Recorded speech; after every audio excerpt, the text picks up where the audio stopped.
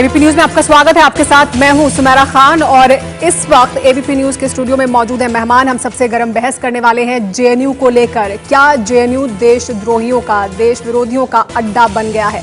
इस पर बात करेंगे। हमारे साथ तमाम मेहमान यहां पर मौजूद हैं। हमारे साथ और मेहमान भी जुड़ेंगे। हमारे साथ फिलहाल प्रदीप देसवाल मौजूद है, प्रदेश अध्यक्ष आईएनएसओ। इसके अलावा विनय बिद्रे हमारे साथ मौजूद है, राष्ट्रीय जनरल सेक्रेटरी एबीवीपी हमारे साथ। इसके अलावा यहां पर अनिल कुमार मौजूद हैं, JNU Delhi vice president NSUI. Victor मौजूद है, एआईएसएफ के पूर्व राष्ट्रीय वाइस प्रेसिडेंट है। इसके अलावा हमारे साथ आभादेव हबीब मौजूद है, member executive council university of Delhi हमारे साथ मौजूद है। हमारे साथ और भी मेहमान जुड़ेंगे, लेकिन आपको बता दें कि क्यों हो रही है ये चर्चा। जेएनयू में देशद्रोह पर दंगल खत्म नहीं हुआ है। देशद्रोह के नारे लगाने के आरोप में गिरफ्तार छात्र संघ के अध्यक्ष कन्हैया की रिहाई की मांग हो रही है।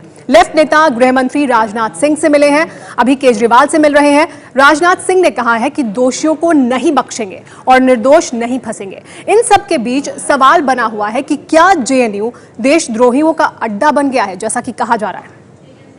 Go India! Go back! Go India! Go back! 9 फरवरी को देश के प्रतिष्ठित संस्थान जेएनयू में लगे इन देश विरोधी नारों पर अब सियासत गर्मा गई है। देश विरोधी नारों पर जेएनयू छात्र संघ के अध्यक्ष को गिरफ्तार कर लिया गया है, जिसकी रिहाई की मांग के लिए गृह मंत्री से लेफ्ट के नेता जाकर मिले। लेफ्ट से जुड़े सीपीआई के छात्र संगठन एआईएसएफ से कन्हैया जेएनयू छात्र संघ का अध्यक्ष चुना गया है। उन्होंने यही आश्वासन हम सबको दी कि कोई निर्दोष आदमी के ऊपर कोई कार्रवाई नहीं करेंगे। हमने कहा अगर ये बात सही है तो अभी जो छात्र संघ का अध्यक्ष है जो गिरफ्तार है, उस कन्हैया को आप इमीडिएटली रिलीज करवाइए। राजनाथ सिंह ने भी दो टूक कहा, जो निर्दोष हैं उनके खिलाफ कार्रवाई नहीं होनी चाहिए, लेकिन जो लोग पाकिस्तान जिंदाबाद और भारत की बर्बादी के नारे लगा रहे हैं उनके खिलाफ तो कार्रवाई होगी। सबसे पहले तो ये छोटे बच्चे तो है नहीं, ये जो भी कर रहे हैं वो सोच समझ के ही काम कर रहे हैं। और देश विरोधी काम जेएनयू के अंदर या कोई भी संस्थाओं में ये मंजूर नहीं कर सकता है। कोई भी पॉलिटिकल पार्टी हो, सब मिलकर के इसको खंडन करना चाहिए। जेएनयू विवाद में आज नेता की बेटी का नाम भी उछला। बीजेपी के सांसद महेश गिरी ने वीडियो जारी कर दावा किया है कि देश विरोधी नारे जिस कार्यक्रम में लगे उसमें सीपीआई नेता डी राजा की बेटी अपराजिता भी मौजूद थी। जो इस देश में आतंकवादी घोषित हो चुका है, जिसको फांसी लग चुकी है, उसके शहीदी दिवस वो मनाने जा रहे थे, वहां पर उनकी बेटी को देखा गया, तो ये तो राष्ट्र विरोधी घटनाक्रम है। उनका दिखना भी बहुत शंकास्पद है। और क्या वो अपने बेटी को बचाने गए थे वहां पर? BJP has alleged here. What is BJP? When my party was fighting for the independence of this nation, where was BJP? Where was Jan Sangh? Where was RSS? पूरे विवाद में सेना के पूर्व अफसर भी कूद पड़े हैं, जिन्हें नेशनल डिफेंस एकेडमी यानी एनडीए में रहते हुए जेएनयू से ग्रेजुएशन की डिग्री मिली थी। अब 1978 में पास हुए एनडीए के 54वें बैच के अफसरों ने चिट्ठी लिखकर कहा, हाल ही में जेएनयू में छात्र अफजल गुरु दिवस मनाने जैसी देश विरोधी गतिविधियों में शामिल हो रहे हैं। ऐसी घटनाएं हमारे जैसे डिग्री धारक के बलिदान को कम आंकना है। अभी जेएनयू देश विरोधी गतिविधियों का अड्डा बन गया है। अगर आगे भी ऐसा होता रहा तो हम अपनी डिग्री लौटा देंगे। इस बीच दिल्ली पुलिस ने फुटेज देखकर जिन छात्रों की पहचान की है, उनके बारे में जेएनयू वीसी से चिट्ठी लिखकर जानकारी मांगी गई है। इन 6 छात्रों में छात्र संघ का अध्यक्ष कन्हैया गिरफ्तार हो चुका है, जबकि उमर खालिद, आशुतोष कुमार, अनिर्बन भट्टाचार्य, राम नागा और अनंत प्रकाश को जांच में शामिल होने के लिए कहा गया है। तो एबीपी न्यूज पर हम ये सबसे गर्म बहस शुरू करें कि क्या जेएनयू देश विरोधियों का अड्डा बन गया है। उससे पहले कुछ अहम सवाल अपने दर्शकों के सामने रख दें, जिनके जवाब हम इस चर्चा के दौरान तलाशने की कोशिश करेंगे। सबसे बड़ा सवाल तो यही कि क्या जेएनयू देशद्रोहियों का अड्डा बना है। इसके अलावा एक और बड़ा सवाल ये भी इस मुद्दे से जुड़ा हुआ, देशद्रोह के आरोपियों की रिहाई की मांग आखिर क्यों की जा रही है। अगर वो देशद्रोही हैं तो उनकी रिहाई की मांग क्यों हो रही है। इसके अलावा एक और बड़ा सवाल ये भी कि जेएनयू को बंद करने की साजिश है क्या ये। इस पर बात करने के लिए हमारे साथ मेहमान मौजूद हैं। हमारे साथ एबीवीपी के सदस्य भी मौजूद हैं, हमारे साथ एनएसयूआई के सदस्य भी मौजूद हैं, एसएफआई के सदस्य भी मौजूद हैं। सबसे पहले सौरभ, आपसे मैं जानना चाहूंगी, आप जेएनयू के ज्वाइंट सेक्रेटरी हैं एबीवीपी के। गिरफ्तार किए गए छात्र संघ के अध्यक्ष, कहा जा रहा है कि देश विरोधी गतिविधियों में शामिल हैं वो तमाम लोग जिनके खिलाफ अभी मामला बनाया जा रहा है, और जेएनयू को कहा जा रहा है कि जेएनयू देश विरोधी गतिविधियों का अड्डा है। एक पूरे संस्थान को क्या इस तरह से कहा जा सकता है कि वो संस्थान देश विरोधी गतिविधियों का अड्डा है? आप सब भी तो वहीं से पढ़ते हैं। नहीं, बिल्कुल नहीं कहा जा सकता है। आप जैसा कि आपने खुद कहा, अपनी बात में ही कही आपने कि हम जैसे स्टूडेंट्स जो हैं वो भी जेएनयू से ही आते हैं। इसका मतलब कि इस जेएनयू में जहां पर देश विरोधी गतिविधियां हो रही हैं तो उनको रोकने के लिए, उन पर आवाज उठाने के लिए वैसे लोग भी हैं जो कि इस दूसरे एक पक्ष को प्रस्तुत करते हैं। और एबीवीपी के साथ साथ बहुत से ऐसे लोग हैं जो कि इसको रिप्रेजेंट करते हैं।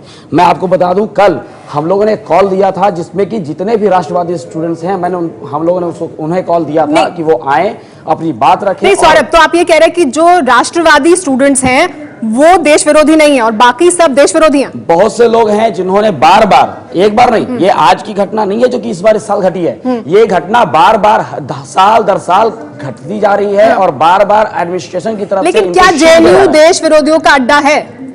आप स्वयं देखिए कि कुछ ऐसे लोग हैं जो कि उनको शह दे रहे हैं। तो अगर आप इसका इंटरप्रिटेशन आप खुद कर सकती हैं कि वो अड्डा है या नहीं है।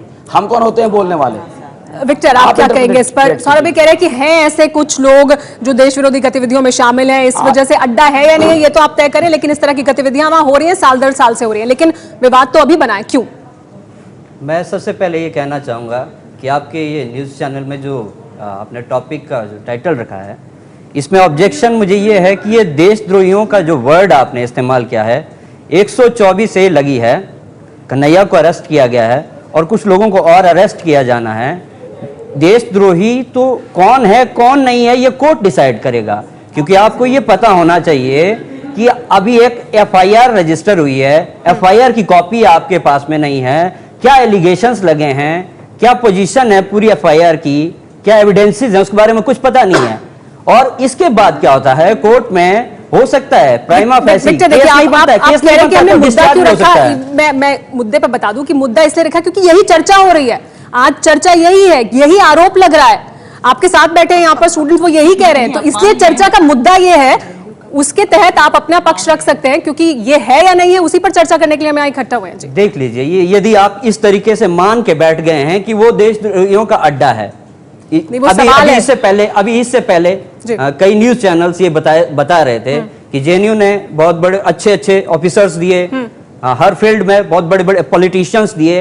ये कुछ नहीं है, बीजेपी और आरएसएस के सामने, जिनका फ्रंटल एबीवीपी है, उनके सामने केरला और बंगाल के इलेक्शन है और किसी तरीके से वो जेएनयू की जो पोजीशन बनी है पूरे देश के अंदर उसे धूमिल करना चाहते हैं और ये जताना चाहते हैं कि पूरा हिंदुस्तान का वामपंथ और बायां बाजू जो पार्टियों के जितने भी स्टूडेंट ऑर्गेनाइजेशन है वो आतंकी हैं, वो देशद्रोही हैं। आप इसे चुनाव से जोड़ रहे हैं, राजनीति से जोड़ रहे हैं, इस वजह से ऐसा हो रहा है। प्रदीप देसवाल, चलिए हम आपके पास आएंगे, लेकिन उस बीच आपको बता दें कि केजरीवाल से भी मुलाकात की है सीताराम येचुरी ने, इससे पहले गृह मंत्री से भी मुलाकात की थी और अब मीडिया से बात कर रहे हैं। In the name of whatever the government is doing as regards JNU, to justify that the evidence that the central government is furnishing, the authenticity of that evidence has to be established. We have sufficient information, जो हमको यहाँ पे बताया भी गया, कई सारे clips हमने भी देखे कि this was also deliberately done by the ABVP in order to ensure and create such a situation in JNU. अगर ऐसी का कोई हालत है तो वो इंडिपेंडेंट इंक्वायरी साबित करेगी सही है या गलत। So we want this inquiry to establish whether it was the ABVP members also who were creating this sort of a situation so that to use that as the excuse to now launch an attack on the university itself. इस मामले में police ने मुकदमा कायम किया है और मामला कोर्ट में, क्या कोर्ट पे आप लोगों को भरोसा नहीं कि अलग से इंक्वायरी करने की जरूरत? देखिए, कोर्ट पे जो एविडेंस पेश किया पुलिस ने, कोर्ट पे जो एविडेंस पुलिस ने पेश किया उसी एविडेंस की ऑथेंटिसिटी हम चाहते हैं ना, समझिएगा बात। ये है एविडेंस करके पुलिस ने पेश किया कोर्ट में, हम कह रहे हैं वो एविडेंस ही सही है गलत है उसको एस्टेब्लिश करना जरूरी है। ये कोर्ट से नहीं हो सकता? नहीं, ये तो एक इंक्वायरी से ही होगा और वही इंक्वायरी तय कर सकेगी जो भी टेप्ड एविडेंस आप दे रहे हो उसके अंदर कौन है लोग जो इस तरीके के नारे उठाए, जेएनयू के छात्र है या नहीं, बाहर से आए और बाहर से आए तो किस संगठन से आए, ये सब जांच ही तो बाहर करेगी। एक सवाल ये भी, क्या पॉलिटिकल में, क्योंकि इस तरह से जिनका भी कहना है कि होना चाहिए लेकिन उनके साथ भी अगर लगा रहे हैं, क्या पॉलिटिकल भी सपोर्ट आपको दे रहे हैं? ये पॉलिटिकल कौन?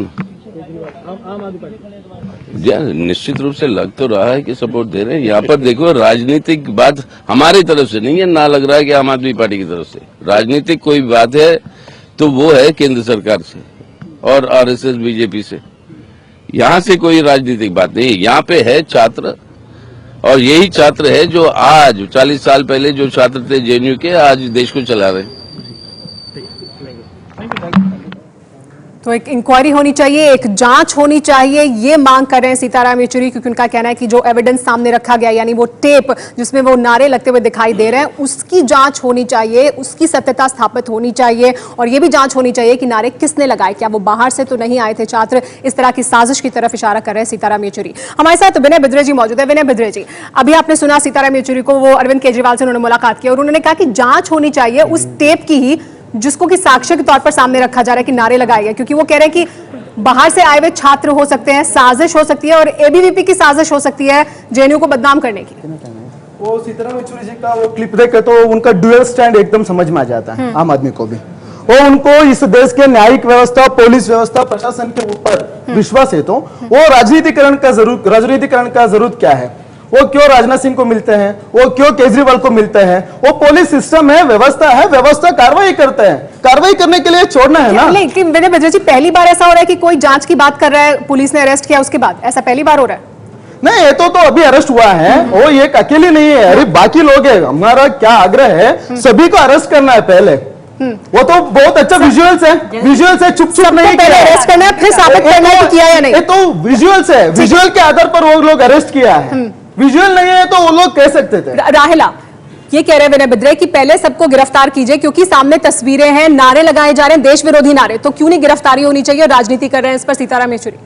देखिए, सबसे पहले तो मैं ये बता दूं, मैं all India student federation AISF की तरफ से एक स्टैंड क्लियर कर देती हूँ कि अगर कैंपस में एंटी नेशनल मूवमेंट हुए हैं, एंटी नेशनल एक्टिविटी हुई है, एंटी नेशनल स्लोगन रेज हुए हैं, आपके पास प्रूव है, आप उसकी जांच कीजिए। और जेएनयू प्रशासन ऑलरेडी जेएनयू में है, लेकिन ताज्जुब की बात है कि एबीवीपी को और हमारी जो भी सत्ता में सरकार है उनको इस कैंपस के प्रशासन पे यकीन नहीं है। वो डायरेक्ट गृह मंत्री से लोग कूद पड़ते हैं और कहते हैं कि ये होनी चाहिए गिरफ्तारी।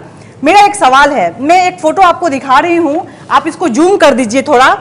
ये फोटो है जिसमें कि देश के कुछ देशभक्त लोग हमारे देश के राष्ट्रपिता के हत्यारे की पूजा कर रहे हैं। मैं आप सबसे पूछना चाहती हूँ, इन फोटो को पहले आप जूम करके दिखाइए, लोगों को, इस देश को दिखाइए, और मैं आपसे पूछना चाहती हूँ, आप मुझे बताइए कि इन पे देशद्रोह का मुकदमा कब चलेगा, ये कब अरेस्ट होंगे, ये कब इन पे देशद्रोह का मुकदमा चलेगा? मेरे पास लोगों के नेता का बेटी देश विरोधी नारा लगा रहे हैं।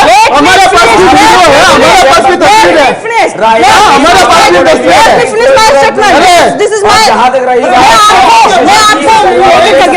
कर रहा है। पिछले 4 साल से बार बार कंप्लेंट की गई है, पूरे हर बार वीडियोस दिए गए हैं, हर बार अगर आप बोलने देंगे,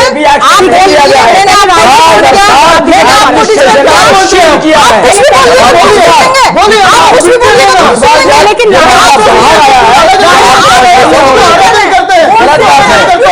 महात्मा को हत्या करने वालों को विषय क्यों लेकर आ रहे हो?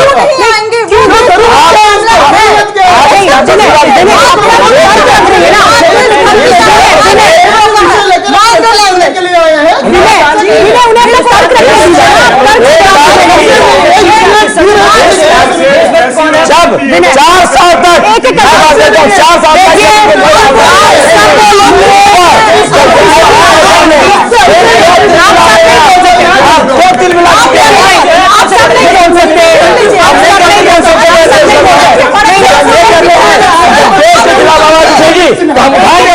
आपकी बात किसी को समझ नहीं आएगी, सब आपकी बात सुनना चाहते हैं ना, बोलिए, हमारी आवाज उठेगी बहुत तेज उठेगी। लेकिन आप क्या तर्क दे सकती हैं, आप ये तर्क दे सकती हैं कि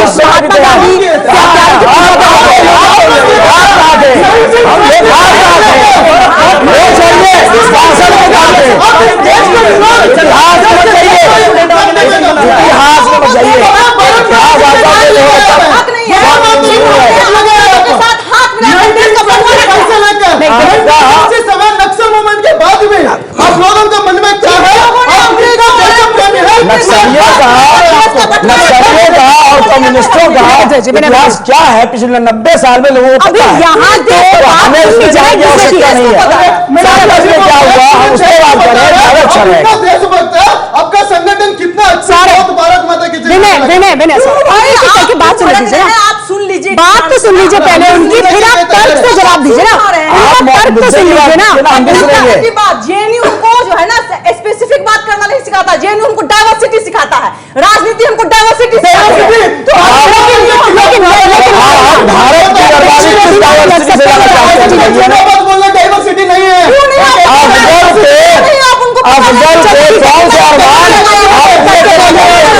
इस मुद्दे से जुड़ा एक और पहलू है, उसकी बात कर लेते हैं। मई 2014 में मोदी सरकार में स्मृति ईरानी को शिक्षा मंत्री बनाया गया था। तब से अब तक यूनिवर्सिटी से जुड़े कई विवाद उनके साथ जुड़ चुके हैं। भारत माँ का जयगान हो, जय घोष हो, भारत माँ का अपमान ये राष्ट्र कभी सहन नहीं कर सकता। जो अफजल की चाल चलेगा वो अफजल की मौत मरेगा। जय परी और जय भीम, जय भीम, जय। शिक्षा मंत्री स्मृति ईरानी का ये बयान दिल्ली की जेएनयू यूनिवर्सिटी में राष्ट्र विरोधी गतिविधियों की शिकायत पर आया था। स्मृति के कार्यकाल में यूनिवर्सिटी से जुड़े विवादों का ये पहला मौका नहीं है। स्मृति ईरानी के शिक्षा मंत्री बनने के बाद यूजीसी के निर्देश पर दिल्ली यूनिवर्सिटी को 4 साल का डिग्री कोर्स वापस लेना पड़ा था। आईआईटी में शाकाहारी छात्रों के लिए अलग से कैंटीन की सिफारिश पर भी शिक्षा मंत्रालय की किरकिरी हो चुकी है। मोदी सरकार की आलोचना को लेकर आईआईटी मद्रास में दलित छात्रों के ग्रुप आम्बेडकर पेरियार पर बैन लगा था। स्मृति ईरानी के मंत्रालय की चिट्ठी के बाद यह कार्रवाई हुई थी। शिक्षा मंत्री स्मृति ईरानी पर 2 अलग चुनावी शपथ पत्र में अपनी शिक्षा के बारे में अलग अलग जानकारी देने का आरोप है। पौंडीचेरी यूनिवर्सिटी में इस्लामीकरण के आरोप की जांच के आदेश शिक्षा मंत्रालय ने दिए थे। जांच में आरोप बेबुनियाद निकले थे। हैदराबाद यूनिवर्सिटी में दलित छात्र रोहित वेमुला की खुदकुशी पर भी स्मृति के मंत्रालय की किरकिरी हो चुकी है। यूनिवर्सिटी के कुछ दलित छात्रों के खिलाफ एक छात्र नेता की पिटाई का झूठा आरोप लगा था। अलीगढ़ मुस्लिम यूनिवर्सिटी के अल्पसंख्यक दर्जे को लेकर विरोध जताकर मंत्रालय विवादों में आ चुका है। और ये भी एक बड़ा सवाल है। हमारे साथ प्रोफेसर संगीत रागी मौजूद है। प्रोफेसर संगीत रागी, क्या ये एक और विवाद अब जुड़ जाएगा शिक्षा मंत्री स्मृति ईरानी के साथ, क्योंकि देशद्रोह जैसे गंभीर धाराओं में मामला दर्ज किया गया है, जांच नहीं हुई है, पूरी गिरफ्तारी हो गई है, आपने छात्रों पर यह तमगा लगा दिया है देशद्रोही होने का, जो एक बहुत ही गंभीर मामला है। जांच हो जाए उसके बाद कार्रवाई होनी चाहिए थी, या अभी इसी तरह से यूनिवर्सिटी में पुलिस को दाखिल होना चाहिए, इस तरह से कार्रवाई करनी चाहिए? सबसे पहले तो कि मैं ये शिक्षा मंत्री के विवाद के मामले पे मैं नहीं जाना चाहूँगा, क्योंकि इस विवाद से मेरा बहुत कुछ वास्ता रहा है पहले, इसलिए मैं इन सारे मुद्दों पर यहाँ बोलने के लिए नहीं आया हूँ। मूलतः मुद्दा हमें जेएनयू का आया है और हमें जेएनयू पर ही अपने आप को फोकस रखना चाहिए। तो वही मेरा सवाल है ना कि क्या ये भी एक और विवाद जुड़ जाएगा शिक्षा मंत्री के साथ? अब आपने इसे कैसे विवाद क्या ऐसा हो जाएगा, क्योंकि ये सवाल उठ रहा है। नहीं, सवाल ये है कि आपने इसे विवाद के रूप में क्यों लिया? विवाद वो लोग कर रहे हैं जो जेएनयू में देश के विरोध में नारे लगा रहे हैं। नारे लगाने के बाद एक दूसरा पक्ष कहता है कि भाई उन्होंने देश विरोधी नारे लगाए, इसके खिलाफ आप कार्रवाई कीजिए। कुछ लोग यहां पर कह रहे थे कि आप सर्टिफिकेट कौन बांटने वाले होते हैं। जैसे आपको व्याख्या करने का अधिकार है कि आप कॉमनल हैं, आपकी नजर में एबीवीपी की गतिविधियां जो है वो कॉमनल है, एबीवीपी के नजर में आपकी गतिविधियां राष्ट्र विरोधी हैं। आप इस देश को 100 टुकड़े करने की बात करते हैं। नहीं, लेकिन और आपने प्रश्न किया तो आप जवाब भी सुन लीजिए। विचारधारा के खिलाफ हो सकते हैं, लेकिन देशद्रोही पुलिस तय करे, शिक्षा मंत्रालय तय करेगा, ये तो तय करेगा, ये तो कानून उसकी तय करेगा। वीडियो क्लिपिंग्स नहीं है क्या? दिल्ली पुलिस के पास वीडियो क्लिपिंग्स है, जो कोर्ट में कल जो पेश किया गया था उस कोर्ट में वीडियो क्लिपिंग्स भी पुलिस ने दिखाई है। पुलिस के पास कुछ तो रहा होगा। आपको किसी चीज पर विश्वास ही नहीं है। आप अफजल गुरु की फांसी होती, आप कहते हैं कि जुडिशियल मर्डर है, तो आप समर्थन किस पर विश्वास करेंगे? कि गिरफ्तारी हो जानी चाहिए, जांच से पहले, पूरी जांच हो उससे पहले छात्रों की गिरफ्तारी होनी चाहिए, उन्हें देशद्रोही कहना चाहिए। देश में सारी चीजों को नियत करने के लिए कुछ संस्थाएं हैं। राजनीतिक संस्थाएं अपनी जगह काम करती हैं, जो प्रशासनिक संस्थाएं अपनी जगह काम करती हैं, जुडिशियल व्यवस्था भी अपनी जगह। हो सकता है कहीं खामियां हो, लेकिन इसके बाद ये नारे लगाना अफजल गुरु के नाम पर, मकबूल भट्ट के नाम पर, उसके बाद आप ये कहें कि आपको कोई राष्ट्रद्रोही नहीं करार दे, ठीक है, तो ये तो आभादेव पता नहीं किस दुनिया में रह रहे हैं। आभादेव जी, देश विरोधी नारे लगे हैं तो देशद्रोही ही कहा जाएगा ना, ये कह रहे हैं प्रोफेसर संगीत रागी, और यही एबीवीपी की तरफ से तर्क रखा जा रहा है। शिक्षा मंत्री भी यही कह रही हैं, गृह मंत्री भी यही कह रहे हैं कि इनको कैसे बख्शें। देखिए, जिस आसानी से यहाँ सौरभ ने भी बिल्कुल कह दिया कि जेएनयू में दो तरीके के लोग हैं, एक राष्ट्रवादी और जो देशद्रोही हैं। और जिस तरीके से मेरी बात सुन लीजिए, हमने शुरू में ही कहा, एक मिनट प्लीज, आप मेरी बात को गलत इंटरप्रेट कर रही हैं। नहीं, एक मिनट, मुझे बात करने दीजिए, फिर आप रिस्पॉन्ड कीजिए। आपने गलत तरीके से, अगर आप ये पूरा प्लेटफॉर्म उधर को ही देना चाहते तो हमारे यहाँ आप अपनी बात रख दीजिए। आपने अपनी बात कही, आपने प्लीज सौरभ प्लीज आप रुक जाइए। आपने बात रख दीजिए, फिर आपको मैं जवाब का मौका दूंगी। जिस तरीके का आपको इनके जवाब का मौका नहीं, इंटरप्रिटेशन की बात ही आप कह रहे हैं ना अभी तक पूरी।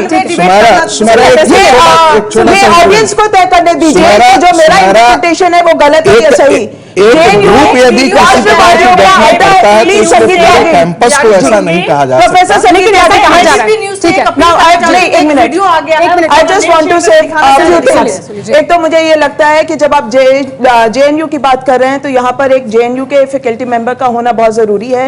जिस यूनिवर्सिटी को एक टीचर 30 से 40 साल सींचता है, टाइम देता है, उसका यहाँ पर अपने बात रखना बहुत जरूरी है। आज के दिन में जो मेरा डिस्कम्फर्ट है as a teacher, as a citizen of this country, वो ये है कि बहुत आसानी से लोगों को राष्ट्रद्रोही या राष्ट्रवादी होने का एक सर्टिफिकेट बांट दिया जा रहा है। जैसे आपने कहा ये कम्युनल बात कहना, कम्युनल बात होना, या आपने गाय के नाम पे आप लोगों को मार रहे हैं, आप सोसाइटी वर्सेस सोसाइटी दिखा रहे हैं, और यहां आप एक बहुत बड़ा सिडिशन, अपने आप में बहुत बड़े चार्जेस हैं, आप यूथ के ऊपर, यंग लोगों के ऊपर, एक्टिविस्ट के ऊपर वो लेबल लगा रहे हैं। दूसरी बात यह है कि जब तक पूरी जांच नहीं हो जाती, किसी के ऊपर इस तरीके का लेबल लगाना बहुत अपने आप में खतरनाक है। और वो हमने रोहित वेमुला के केस में भी देखा। लेकिन आरोप लगे हैं ना, आरोप लगने के बाद पुलिस जांच करती है, यही प्रक्रिया होती है ना, यही प्रक्रिया है ना।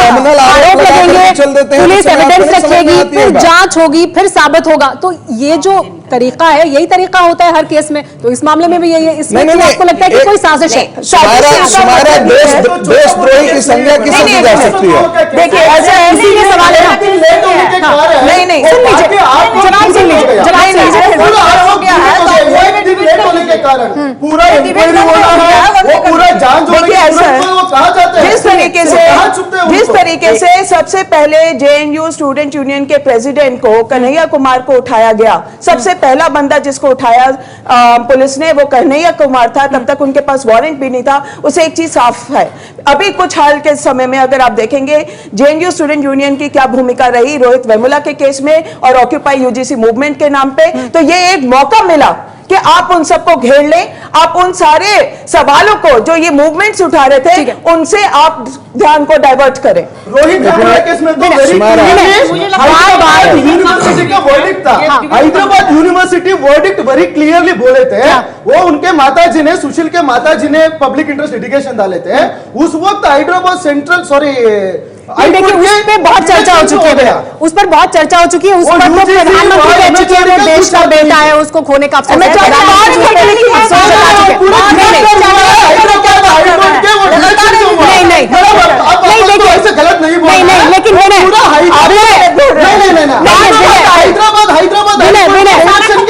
लेकिन आप ये बताइए कि उस मामले में भी यही हुआ ना कि देश विरोधी गतिविधियां कर रहे हैं छात्र, यही आरोप लगे थे, अभी भी यही आरोप लग रहे हैं। तो क्यों बार बार इस तरह के आरोप लग रहे हैं उन छात्रों पर जो एक अलग तरह की विचारधारा रखते हैं? क्या ये साजिश है?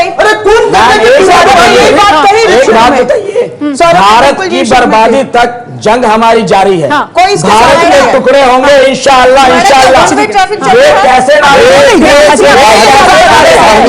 ठीक है, नारों के तो हर कोई खिलाफ है। रायला, इस तरह के नारे कैसे लगाए जा सकते हैं कैंपस पर? इसका तो विरोध होना चाहिए। आपको अभिव्यक्ति की आजादी दी जाए या चर्चा की आजादी दी जाए, उसमें देश विरोधी नारों नहीं शामिल, कोई भी नहीं है। जी, तो कह रहे हैं ना आप जिनको कहिए ये बोल रहे हैं, हम बोल रहे हैं। हमारा जेएनयू कैंपस के लिए ये कोई नई बात नहीं है। इस वीडियो का पूरा जांच जेएनयू कैंपस के लिए कोई नई बात नहीं है।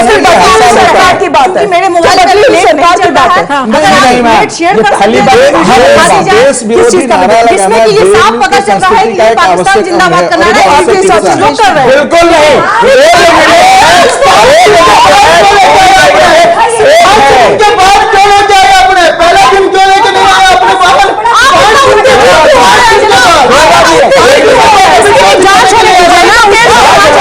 इसी से क्यों जांच होगा,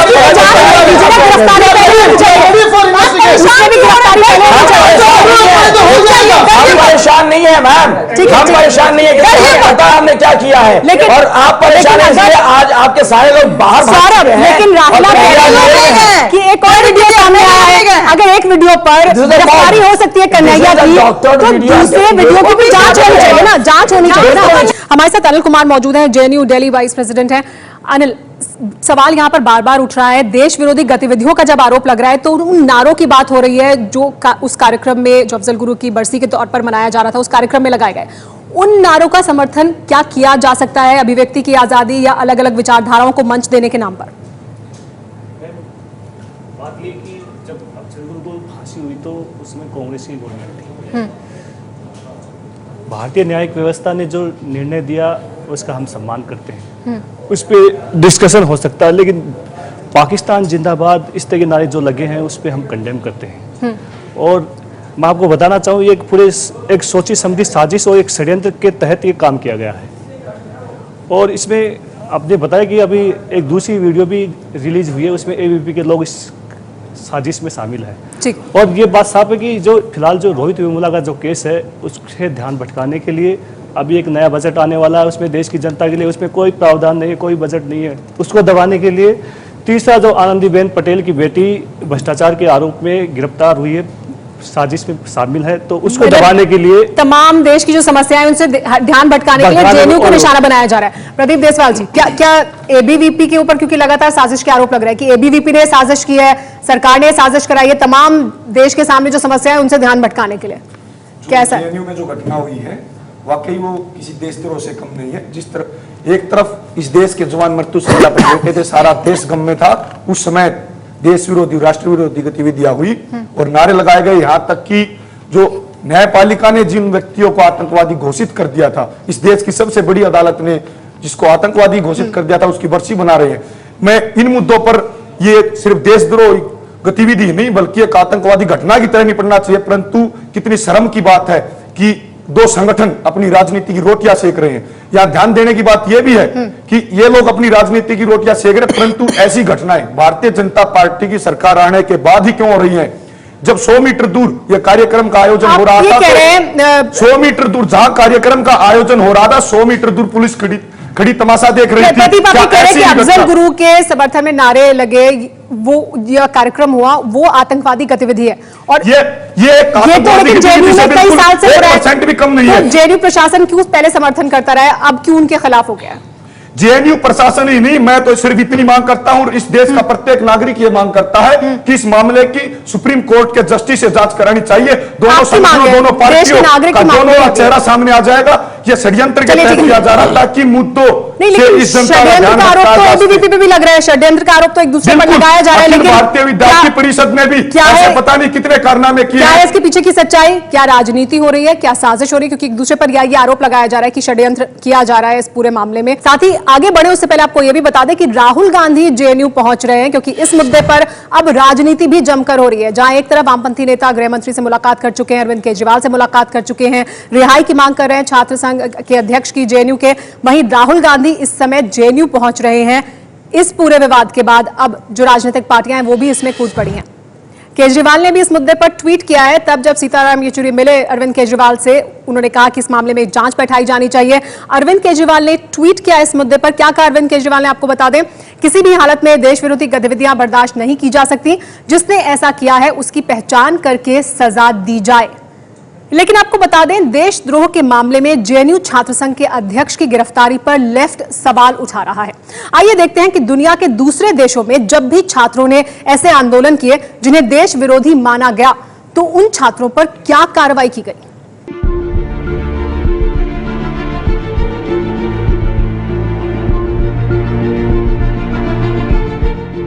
ये तस्वीरें हैं उस छात्र आंदोलन की जिसे बंदूक की गोलियों से रौंद दिया गया था।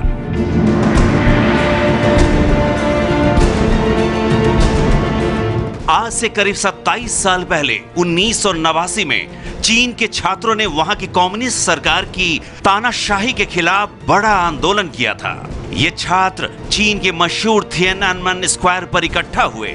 तब वहां की सरकार ने इस आंदोलन को कुचलने के लिए सड़कों पर सेना के टैंक उतार दिए थे।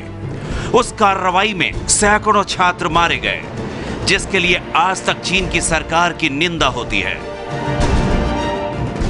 वहीं 1965 में जब अमेरिका ने वियतनाम के खिलाफ युद्ध छेड़ रखा था, तब अमेरिका की मिशिगन यूनिवर्सिटी के छात्रों और शिक्षकों ने यूनिवर्सिटी कैंपस में ही ऐसे लेक्चर्स की शुरुआत की जिसमें लड़ाई के खिलाफ बातें की जाती थी। लेकिन उनके इस विरोध को न ही देशद्रोह माना गया और न उन पर कोई कार्रवाई हुई, बल्कि यूनिवर्सिटी ने उन्हें उसे जारी रखने की इजाजत दे दी। 1965 से 1973 के बीच पूरे अमेरिका के विश्वविद्यालयों में वियतनाम युद्ध के खिलाफ विरोध प्रदर्शन होने लगे। छात्रों ने इस दौरान अमेरिकी झंडे भी जलाए, लेकिन तब भी किसी पर देशद्रोह का मुकदमा नहीं किया गया। सिर्फ उन छात्रों को गिरफ्तार किया गया जो सीधे तौर पर हिंसा में शामिल थे। इसी तरह फरवरी 2003 में इराक युद्ध के खिलाफ भी अमेरिकी विश्वविद्यालयों में छात्रों ने प्रदर्शन किया, लेकिन तब भी छात्रों के उस विरोध को देशद्रोह की श्रेणी में नहीं रखा गया। तो ऐसे में सवाल उठता है, हमने ये तमाम उदाहरण आपके सामने रखे कि ये गतिविधियां हुई विदेशों में जिन पे कि देशद्रोह का मामला नहीं बना, लेकिन चाइना में थिएनअनमेन स्क्वायर हुआ, वहां पर देश विरोधी गतिविधियों से माना गया। निधि हमारे साथ यहाँ मौजूद है एबीवीपी से। निधि, तमाम ऐसी गतिविधियों का यहाँ जिक्र हो रहा है, अमेरिका में हुई, अपनी ही सरकार के खिलाफ उन्होंने चर्चा की बात की। तो अगर चर्चा हो रही है या एक विचारधारा सामने रखी जा रही है तो उसे क्या देश विरोधी कहना चाहिए? इन विश्वविद्यालयों ने उसकी इजाजत दी, तो जेएनयू क्यों नहीं? देखिए, जिस प्रकार से जो हमारा आर्टिकल है 124A, वो ये साफ साफ कहता है कि देश के खिलाफ बोलना या फिर उसके खिलाफ लिखना या फिर संकेत के माध्यम से देश विरोधी बातों को स्पष्ट करना या फिर देश के जो प्रतीक चिन्ह है हमारे, उनके खिलाफ ऐसी गतिविधियों को लगाना, मालूम है सबको 124 से क्या है? हाँ, तो वो देशद्रोह का मुकदमा उनके खिलाफ चलाया जाता है। तो उसी प्रकार से जिस तरीके से जेएनयू में जो गतिविधियां हुई, वहां पर इस तरीके के नारे लगाए गए, पाकिस्तान जिंदाबाद लगा, वो ठीक, पर उसके बाद आप कहते हैं कि देश के बंटवारे हो, इंशाअल्लाह इंशाअल्लाह। इंशाअल्लाह शब्द से हमें आपत्ति नहीं है, हमें आपत्ति उस शब्द से है जो आपने पहले कहा, देश के बंटवारे हो। एबीवीपी खुद जेएनयू में ये नारे लगाता है, एबीवीपी भारत हमेशा एक रहे, इंशाअल्लाह इंशाअल्लाह। हमने कभी किसी आपके मुताबिक वो देश विरोधी गतिविधियां, उसे देश विरोधी माना जाना चाहिए। प्रशांत, जो यहाँ उदाहरण रखे जा रहे हैं सामने, चाहे अमेरिका की यूनिवर्सिटीज हो जहां पर वियतनाम वार का विरोध किया गया, लेकिन वहां देशद्रोह नहीं लगाया गया उन छात्रों के खिलाफ, तो क्या विचारधाराएं अलग अलग यूनिवर्सिटी में उनको मौका दिया जाना चाहिए, बात होनी चाहिए, या इस तरह से देशद्रोह का मामला बनता है इस मामले में? शुरू से रखूंगा, जो भी यहाँ पर पैनलिस्ट मौजूद हैं उन्होंने तमाम बातें रखी हैं, उनको कवर करते हुए एक बात पर आऊंगा। सबसे इस मुद्दे पे पहले बात कर लेते हैं, क्योंकि पहले बहुत सारे मुद्दों पे बात हो चुकी है। सवाल, हाँ, मतलब उन मुद्दों को भी, क्योंकि आरोप है, प्रत्यारोप है। सवाल है, एक यूनिवर्सिटी का एसेंस होता है वाद और विवाद। प्रोफेसर रागी मौजूद हैं, पॉलिटिकल साइंस के प्रोफेसर हैं। मुझे बड़ा खेद हुआ सुनकर कि यूनिवर्सिटी में विवाद नहीं होगा तो फिर होगा कहाँ? जहाँ आप थियोक्रेट्स, एरिस्टोटल को चैलेंज कर रहे हैं, वहाँ आप विवाद नहीं करेंगे। लेकिन हम कौन होते हैं ये तय करने वाले कि क्या होगा और क्या नहीं होगा? ये प्रशासन तय करेगी। हमें ये अधिकार किसने दे दिया है? वो जो नारे लगाए गए उसके खिलाफ सबसे वोकल आज एसएफआई तमाम न्यूज चैनलों में है, और इससे साफ होता है आप विश्वविद्यालय के अंदर एक अघोषित इमरजेंसी जैसी तिथि बना रहे हैं। इस पर टिप्पणी करते हुए मैं रखूंगा, कन्हैया कुमार को बिना किसी वारंट के गिरफ्तार किया जाता है। एग्जैक्टली सेम स्थिति प्रबीरपुर कायस्था के साथ हुई थी। ब्रॉड डे लाइट किडनैपिंग किया गया था उनका आपातकाल के समय। आ रहा हूं, एक पॉइंट और रख दो इस पे। जब अघोषित आपातकाल मैंने कहा है तो बहुत सोच समझ कर कहा है। यूनिवर्सिटी में पुलिस रेड करती है, कहां सर्च वारंट था? यूनिवर्सिटी ने एक हाई लेवल इंक्वायरी कमेटी बनाई थी, एक दिन इंतजार नहीं हुआ उसके रिपोर्ट आने का। और इसके ऊपर एक बहुत महत्वपूर्ण बात है, there were a sizeable faction of people who organised the event. There were a group of students, no organisation. 7 और 8 उन पर कार्यवाही हो, कोई मना नहीं कर रहा है, लेकिन आप पूरे वामपंथ को एक रंग में डालकर नहीं देख सकते। माओवादियों ने डेमोक्रेटिक लेफ्ट की हत्या की है, एसएफआई के लोगों को मारा है, हम माओवादियों के साथ कभी नहीं खड़े हो सकते। ठीक है, लेकिन आप कह रहे हैं कि यूनिवर्सिटी वाद विवाद का मंच होना चाहिए, वहां वाद विवाद नहीं होगा तो क्या होगा? और ये तो लगातार कहा जा रहा है छात्रों की तरफ से कि जिन्होंने नारे लगाए उनके खिलाफ हैं। सुमारा मैं नाम नहीं जानता, बट मैं प्रशांत की प्रशंसा करता हूँ। यूनिवर्सिटी वाकई में संवाद का और विमर्श के को तवज्जो देनी चाहिए, लेकिन ये संवाद और विमर्श नहीं था।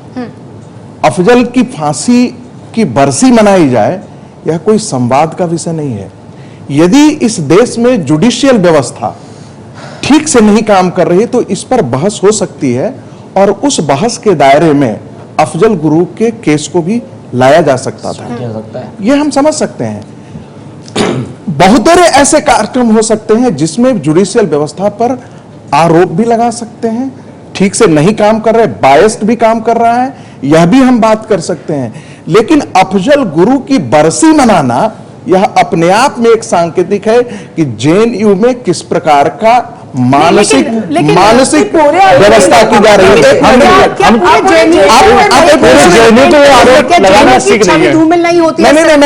बिल्कुल सही कहा आपने। बीजेपी और आरएसएस की योजना के तहत पूरे जेएनयू को लपेट लिया गया। अरे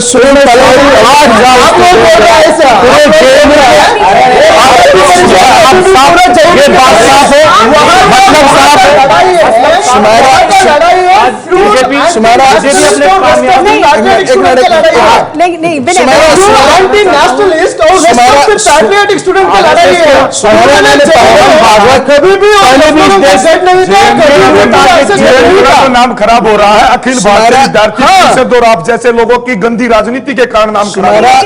आप लोग पहले ही की बजाय कुछ छात्रों की गतिविधियों के लिए पूरे जेएनयू को उसी रंग में नहीं आया। दूसरी बात मैं वही बोल रहा हूँ, वो यही रहा है। कल रात 12 बजे आप मेरे सवाल का जवाब दीजिए। वो यही रहा है ना, अभी किस तरह के बयान सामने आ रहे हैं कि जेएनयू देश विरोधी गतिविधियों का अड्डा है, यहाँ पर इस तरह की गतिविधियां होती रही हैं, इसी तरह के बयान दिए जा रहे हैं।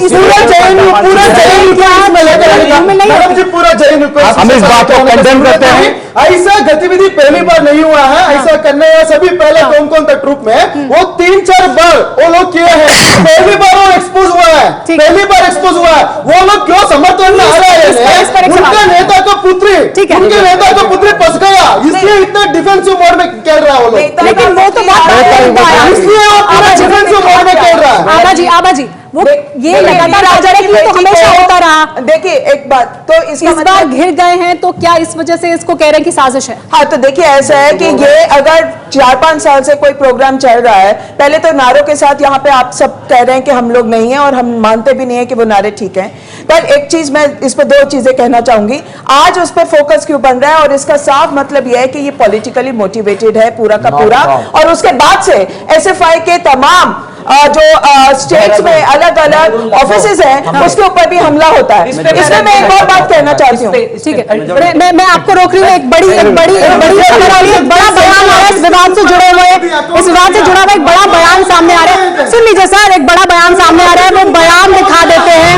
बड़ा बयान हरियाणा के मुख्यमंत्री के पूर्व ओएसडी जवाहर यादव की तरफ से बयान दिया गया।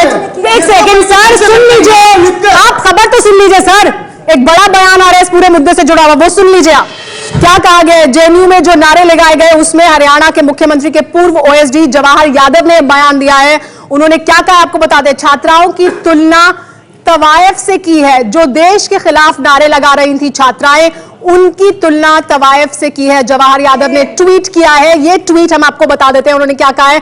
जेएनयू में लड़कियां जो देशद्रोही नारेबाजी कर रही थी, उनके लिए सिर्फ यही कहूंगा कि तुमसे अच्छी तवायफें होती हैं जो जिस्म बेचती हैं, देश नहीं। ये कहा है जवाहर यादव ने। एक और ट्वीट किया है उन्होंने।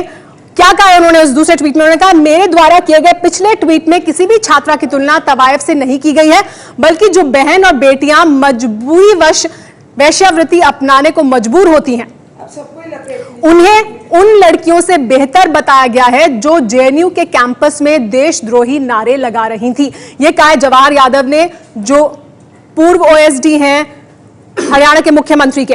वो वैश्याएं और तवायफ बहन बेटियां भी उनसे बेहतर हैं, जो मजबूरी वश अपना शरीर तो बेच देती हैं लेकिन भारत मां को नहीं बेचती। मतलब वैसे इन दोनों ट्वीट का एक ही है, मतलब वही है। उन्होंने एक के बाद एक 2 ट्वीट किए लेकिन ट्वीट का मतलब वही निकलता है।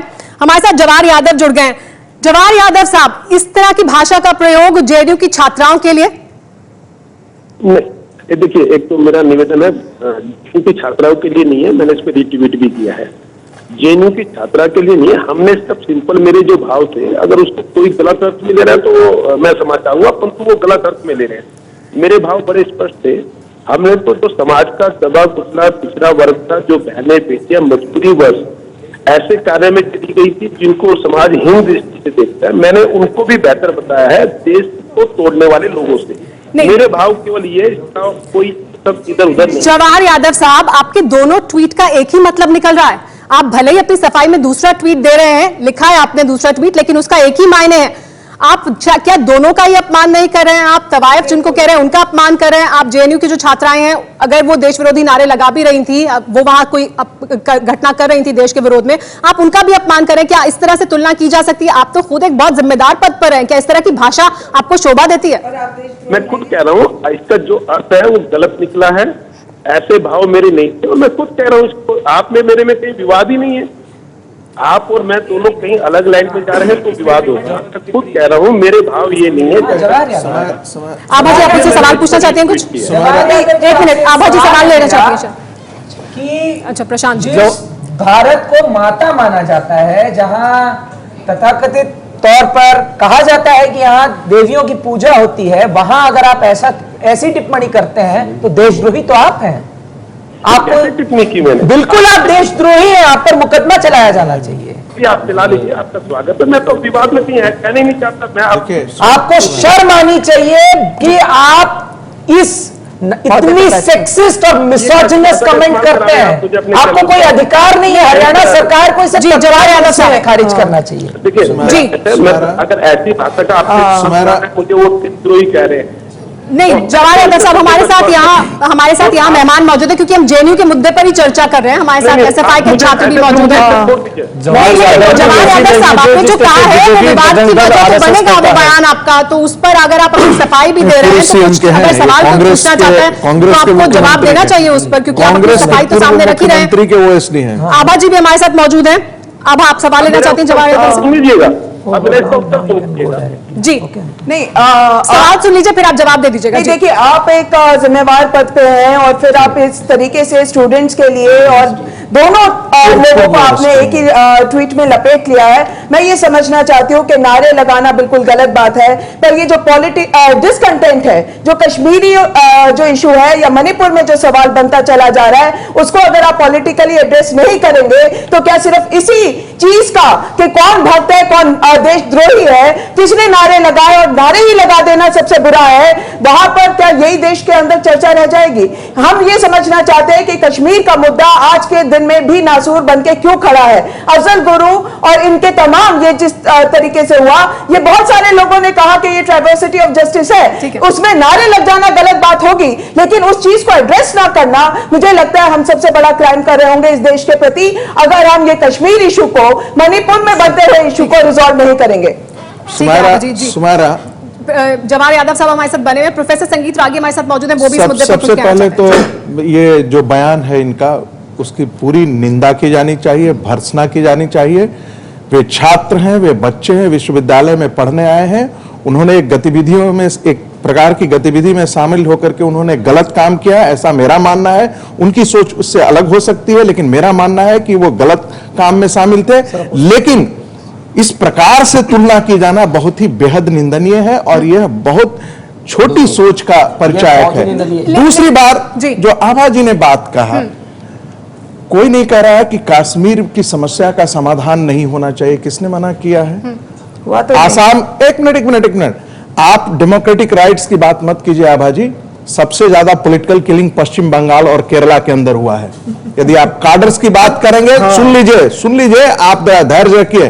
जिन विश्वविद्यालयों की आप स्वतंत्रता की और स्वायत्तता की बात करते हैं, तो कभी संतोष भट्टाचार्य के द्वारा लिखा हुआ किताब जो 2007 में ही प्रकाशित हुई है, red hammer on Calcutta university, chief minister, वहां के एजुकेशन मिनिस्टर इतनी गुंडागर्दी करते थे, एसएफआई के एक्टिविस्ट जाकर के विश्वविद्यालय में वाइस चांसलर के कॉलर पकड़ा करते थे और मार पिटाई छात्राओं प्रोफेसर के साथ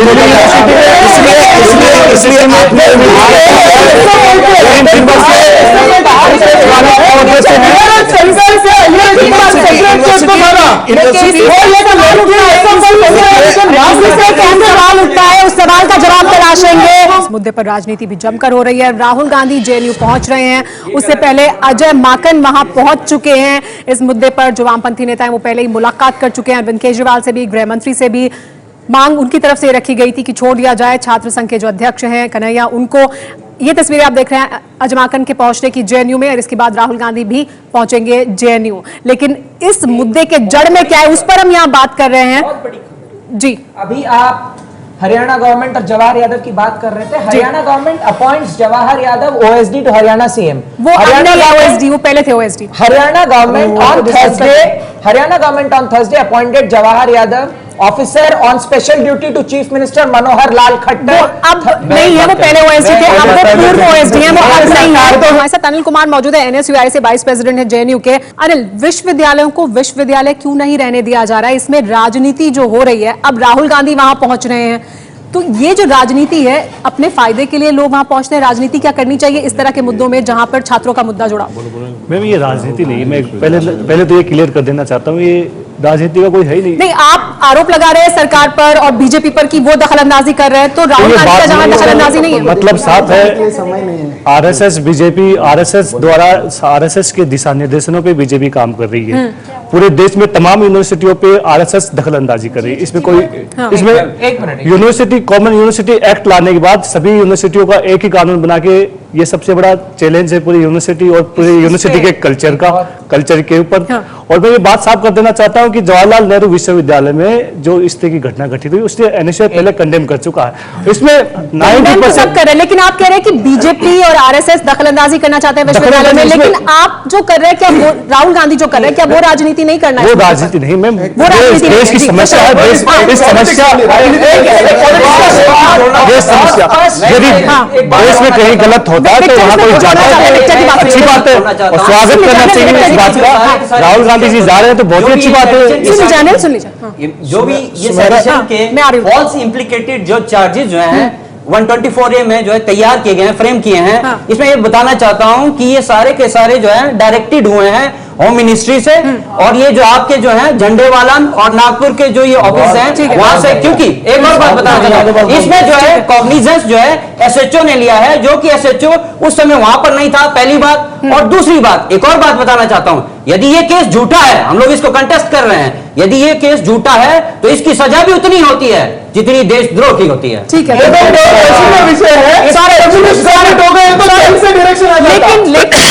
विश्वविद्यालयों में दखलंदाजी करना चाहती है सरकार, ये आरोप लगातार लग रहा है। शिक्षा मंत्रालय पर ये आरोप लग रहा है, स्मृति ईरानी पर ये आरोप लग रहा है, इस मामले में भी यही आरोप लग रहा है। देखिए, मैं विश्वविद्यालयों की मैं 2-3 चीजें भीतरी मामलों में इस तरह की दखलंदाजी होनी चाहिए। मैं 2-3 चीजें यहाँ पर स्पष्ट कर देना चाहता हूँ। पहली बात तो ये कि जो केस हुआ है वो मीडिया में जो फुटेज आया है उसको देख करके जो एसएचओ ने संज्ञान लिया है और तब वो केस हुआ है। आप इस बात को इसको डेविएट मत कीजिए कि कहीं और से इंस्ट्रक्शंस आए हैं। वहाँ उस वीडियोज में साफ साफ दिख रहा है, उस वीडियो में ये साफ बिल्कुल नहीं आया है कि इसमें क्या पहले इस वीडियो में बिल्कुल भी साफ नहीं है, की बात नहीं करनी चाहिए थी, उसके बाद पुलिस इस मामले में आती है, फिर कार्रवाई होती है, जैसा कि हर मामले में। तो इस मामले में मंत्री, रक्षा मंत्री बयान दे रहे कि ये बख्शा नहीं जाएगा, इन्हें छोड़ा नहीं जाएगा। मैडम, मैं कहना चाहता हूँ, ये तो पिक पैकेट विषय नहीं है, छोटा सा रैगिंग विषय नहीं है, एक देशद्रोह का विषय है, इसलिए पूरा जांच होकर लेट हो गया। मैं कहना चाहता हूँ केंद्र सरकार जल्दी से जल्दी और थोड़ा तेज से काम करना है, कार्रवाई करना है, कमजोर नहीं हुआ और मजबूत जैसे सभी का अरेस्ट करना है। वो सिर्फ जाके है करना, ये जाके है, बाकी सब बहुत लोग हैं, लोगों को सब लोगों को गिरफ्तार किया, जितने लोग आए जिन्होंने ऑर्गेनाइज किया 10 लोगों के खिलाफ गिरफ्तार लोगों ने इस बात को दूसरी वीडियो जो आई है, दूसरी एबीवीपी के लोग इस षड्यंत्र में शामिल हैं। एबीवीपी के छात्र संगठन उसमें लगाए विनय सुन लीजिए, आपके साथी है सौरभ, उनकी बात तो सुनिए। सौरभ, ऑर्गेनाइजेशन का ये मानना है और पहले दिन से मानना है कि जितने लोगों ने उस कार्यक्रम को ऑर्गेनाइज किया है उनको, और उस वीडियो में जो भी लोग दिख रहे हैं उसमें एबीवीपी के लोग भी शामिल हैं, करते हैं, चाहे जो भी है, उन वीडियोस को देखिए, जांच कीजिए और सफल एक्शन लीजिए। एक मिनट, आप इन जांच से क्यों दूर भाग रहे हैं? क्यों बोल रहे हैं हम कहां भाग रहे हैं?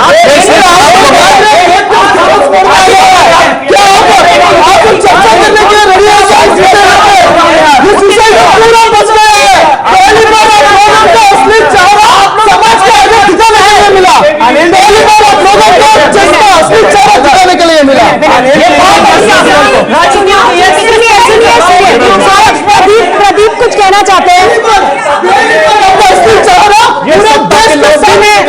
विनय शांत रहिए, विनय जी शांत हो जाइए। कुछ कहना चाहते हैं, उनकी बात भी सुन लीजिए। प्रदीप देशवाल जी, क्यों हो रहा है ये इतना विवाद? आपको क्या लगता है, क्या मिल रहा है?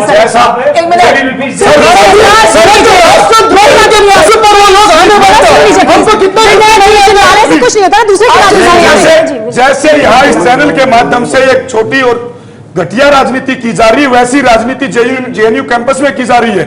क्या इस देश में जिस भारत की आजादी के लिए हजारों जवान शहीद हो गए, उस आजादी के खिलाफ एक षड्यंत्र रचे गए, एक देश विरोधी कार्रवाई की गई, ये ऐसी घटनाओं पर कार्रवाई, ऐसी राजनीति होनी चाहिए। आप लोग एक ऐसी राजनीति कर रहे हैं।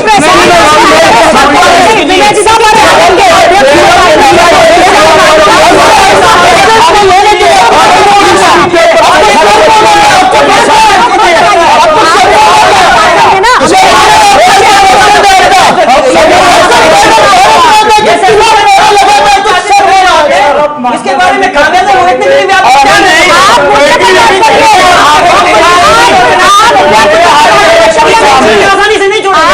आप जेएनयू के मुद्दे पर बात करिए अनिल जी। मैं आपसे साफ कहती हूँ, आरोप लगा रहे हैं, अपराध के बदले में अपराध करना इस देश का कानून नहीं है। आरोप लगा रहे हैं, अपराध के बदले में अपराध करना इस देश का कानून नहीं है। नहीं लड़ा है, अगर अपराध किया तो अवश्य पड़े तो हम लोग। आखिर में अनिल कुमार जी, मैं आपसे जानना चाहूंगी, क्या इस मुद्दे में राजनीतिक पार्टियों को दखलंदाजी करनी चाहिए? बैनर हेडलाइंस जो है ना, चारों सीट जीतना चाहता है, इसके लिए उन्होंने जिस तरह की गंदी राजनीति जेएनयू कैंपस में की है, जिस तरह से सुर्खियों में बनने के लिए उन्होंने किया है, वो बिल्कुल गलत है।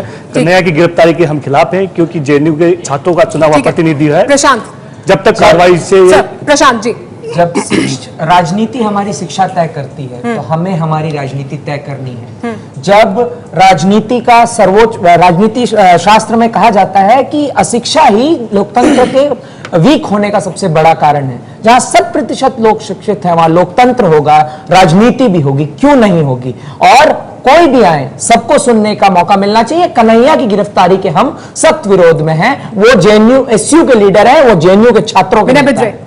वो कन्हैया का गिरफ्तारी को विद्यार्थी परिषद स्वागत करते हैं।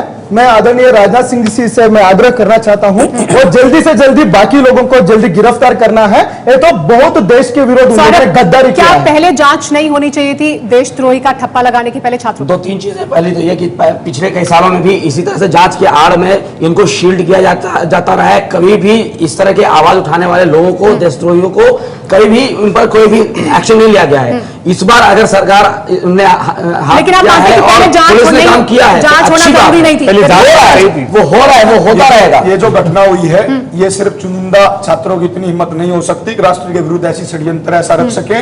इसके पीछे कोई न कोई बड़ा संगठन या बड़ी कोई राजनीतिक पार्टी भी हो सकती है। इसकी सीटिंग जज से जांच कराकर ऐसे राष्ट्र विरोधी ताकतों के खिलाफ एक ऐसा उदाहरण पेश करना चाहिए। देखिए, जो जिस जितने सस्ते तरीके से लोगों को राष्ट्रवादी और देशद्रोही कहा जा रहा है, ये बहुत ही संकट की बात है पूरे देश के लिए। और मुझे लगता है कि आज चुप रहने की समय नहीं है और इसी के चलते तमाम लोग इसके ऊपर आ रहे हैं, चाहे वो पॉलिटिकल ग्रुप से हो, टीचर्स हो या स्टूडेंट हो। और कन्हैया का जिस तरीके से वहां से हटाया गया है, प्रोफेसर संगीत रानी जी, देखिए किन परिस्थितियों में गिरफ्तारी हुई है यह पुलिस और कोर्ट को निर्णय करना है इस मामले में।